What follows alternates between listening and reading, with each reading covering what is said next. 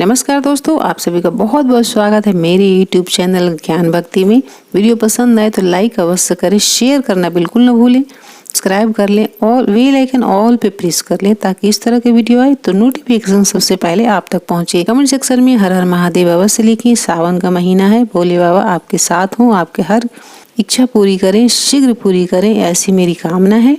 Comment section में हर हर महादेव अवश्य लिखिए। जानते हैं कुछ सूर्य से रिलेटेड बातें। सूर्य ग्रह जैसा माना जाता है कि जब कुंडली में नीच हो जाते हैं तो नकारात्मक स्थिति में आ जाते हैं, निगेटिविटी आपके अंदर भर जाती है। ऐसे व्यक्ति के अंदर अहंकार भर जाता है, पिता के साथ भी संबंध इसके अच्छे नहीं रहते हैं। अगर ये सूर्य ग्रह कुंडली में किसी ग्रह से भी पीड़ित हो तो भी उस व्यक्ति को हृदय और आंख की कोई न कोई बीमारी से परेशान रहता है। अगर गुरु ग्रह से पीड़ित हो जाए तो जातक को हाई ब्लड प्रेशर की बीमारी होती है, मोटापा की बीमारी का कारण भी बन जाता है। आइए जानते हैं कि इन सब चीजों से निजात पाएं, कैसे क्या उपाय करें जिससे हमारा इस कुंडली में ये ग्रह मजबूत हो और अच्छी स्थिति में हो और व्यक्ति अच्छे हो, उनके शुभ फल देने लगे।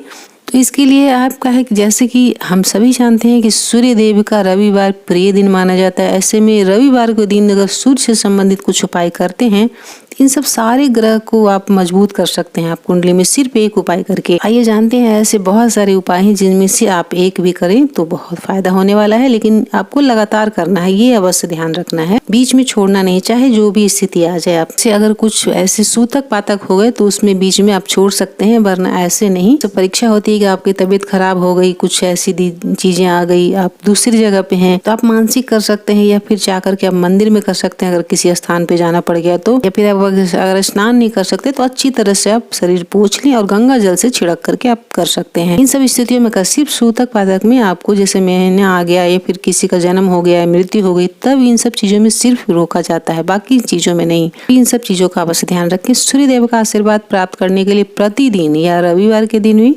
आदित्य हृदय स्तोत्र का पाठ करना चाहिए। प्रतिदिन स्नान के बाद उगते हुए सूर्य को तांबे के लोटे से जल अर्पित करें।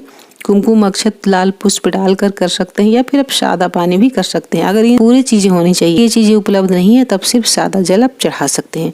जल चढ़ाने के बाद आप इस मंत्र का जाप करें, ओम ह्राम ह्रीम ह्रोम शः सूर्याय नमः 11 बार करें या 108 बार आप नित्य करें। इस पाठ को अवश्य ध्यान रखना है, इससे सूर्य देव की विशेष कृपा प्राप्त होती है। कुंडली में सूर्य ग्रह इससे मजबूत होंगे।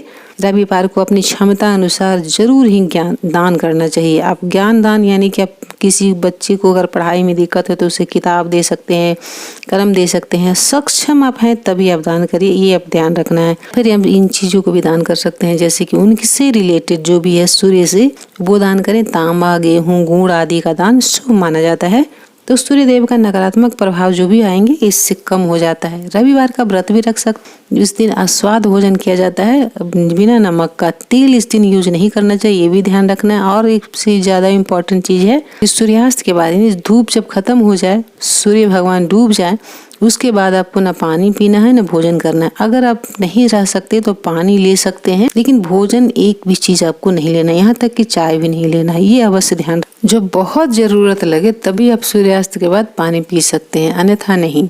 हल्दी की एक गांठ रख दे, बृहस्पतिवार के दिन इस उपाय को कर सकते हैं। हल्दी की एक गांठ लें और अपने जो नित्य का पूजा करते हैं वो पूजा करें और विष्णु भगवान के चरणों में अर्पित करें। घर की इन जगहों पर रखें, यानी कि ऐसी जगह पर रखें जहाँ इस पर किसी को नजर न पड़े। जहाँ पे आप धन रखने का स्थान पे रख सकते हैं, अपने पर्स में रख सकते हैं, ऐसी जगह पे रख दो। कहा जाता है कि हल्दी की एक गांठ रखने से घर की धन को चुंबक की तरह खींचता है।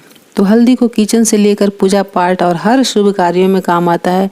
हल्दी में आकर्षण ज्यादा होता है, इसके इस्तेमाल से सकारात्मक ऊर्जा तो आती ही है, जीवन के अनेक परेशानियों से भी छुटकारा दिलाता है, इसीलिए इसे यूज जरूर करें। ये भी कहा जाता है, अगली वीडियो में हम बताएंगे कि रसोई घर में अगर आप रखते हैं हल्दी को, नमक नहीं रखना चाहिए। नमक के आसपास ना रखें, नमक के डब्बे में ना रखें, ये विशेष ध्यान रखें। नमक और हल्दी एक साथ नहीं रखना चाहिए क्योंकि वो नेगेटिव चीजों को सोखती है और ये हल्दी पॉजिटिव चीजों को अपनी ओर आकर्षित करती है, तो दोनों अलग अलग चीजें हो जाती है, इसीलिए दोनों को एक जगह नहीं रखना चाहिए। सब ध्यान अवश्य रखें। वीडियो पसंद आए लाइक शेयर करें। हर हर महादेव अवश्य